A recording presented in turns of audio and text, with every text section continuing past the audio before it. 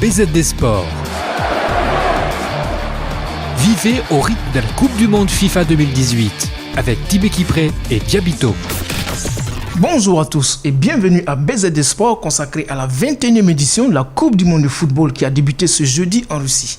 Mais avant, sachez que c'est la triplette États-Unis-Canada-Mexique qui va organiser la Coupe du Monde de 2026. Ce trio a été préféré au Maroc qui en était à sa 5e tentative après celle de 1994, 98, 2002, 2014 et 2018. Le Maroc ne sera donc pas le deuxième pays africain à organiser la Coupe du Monde de football après l'Afrique du Sud en 2010. Parlant de la compétition, la Russie a commencé son mondial de la meilleure des manières en dynamitant l'Arabie Saoudite 5-0. Un commentaire Diaby. Bonjour à tous, c'est une belle équipe de l'Arabie Saoudite qui a joué son football avec ses limites certes mais sans complexe face à une très belle formation de Russie galvanisée par 80 000 spectateurs au stade Louzhinki de Moscou et le président russe lui-même présent dans la tribune d'honneur avec ses dignitaires de l'oligarchie du pays hôte du mondial 2018. Puis tout est allé très vite dans ce match d'ouverture avec déjà l'ouverture du score à la 12e minute par Yuri Gazinski. Le deuxième but est arrivé à la 43e avec Denis Cherichev, auteur d'un doublé spectaculaire. Ça fait 2-0 à la mi-temps. De retour des vestiaires, l'Arabie Saoudite s'implique davantage et contraint même la Russie au repli stratégique par moment, mais insuffisant puisque c'est une tactique payante pour les hommes du sélectionneur Stanislav Tchersov qui nous servent un spectacle dans toute fin de partie. Et le récital d'ailleurs à la 71e minute avec Artem Zouba suite à une magnifique action collective de l'attaque russe 3-0 et ça fait du bien. Vladimir Poutine peut applaudir et cela motive. La réaction saoudienne est quasi immédiate mais insuffisante encore avec cette fois une belle frappe de Salem à la 73e minute mais hors du cadre. Le clou du match arrive en toute fin de partie avec le deuxième but de Cherichev dans le temps additionnel. Une frappe exceptionnelle du pied gauche extérieur bien sûr qui nettoie la lucarne des Saoudiens. Va s'en suivre le coup franc magistral de Alexandre Golovin pour le 5-0 face à cette formation d'Arabie Saoudite pour les Russes. On va dire c'est pas toujours évident de rentrer dans une compétition face aux pays hôtes. Bien évidemment, surtout avec une équipe d'Arabie Saoudite qui n'est pas très habituée aux championnats de haut niveau que l'on connaît en Europe ou en Afrique quelque part. On sait que c'est une formation qui est toujours présente régulièrement en tout cas à la Coupe du Monde, mais c'est pas une explication à leur défaite d'aujourd'hui. On sait que c'est une formation qui a très bien joué aujourd'hui, qui avait les armes d'arrondir ce score de 5-0 pour la Russie. À mon avis, il est un peu trop sévère et il ne respecte pas forcément ce match-là. Je pense même, pour ne pas dire, qu'il est flatteur pour la Russie. Rien n'est encore fait, il y a encore des matchs, il y a encore 2 matchs dans les poules, il y a encore 2 matchs de poules à jouer, donc ils ont encore le temps de se ressaisir, je pense même que l'Arabie Saoudite cette année peut faire meilleure figure. Souhaitons-le.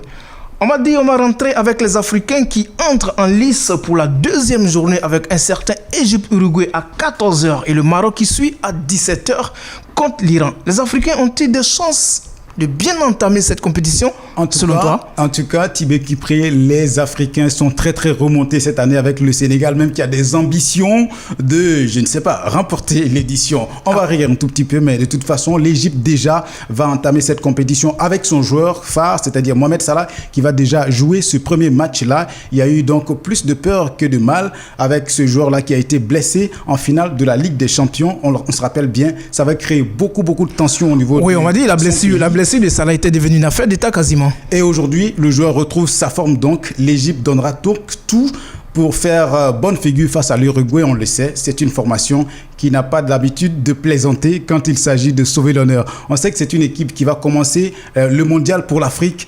Et donc, on sera tous là pour supporter cette équipe des pharaons de l'Égypte qui donc porte le flambeau africain.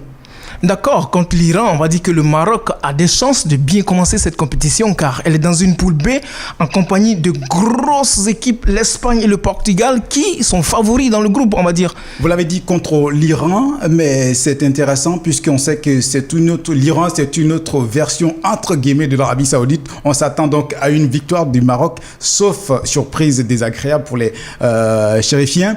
N'oublions donc pas que ce Maroc-là s'affiche comme un intrus dans ce groupe-là avec avec un certain Espagne et l'autre équipe, le Portugal de Cristiano Ronaldo. Portugal qui est le champion d'Europe en titre. On ne s'attend pas à grande figure du Maroc dans ce groupe-là, sauf si l'équipe nous surprend très très positivement, ce qu'on souhaite d'ailleurs.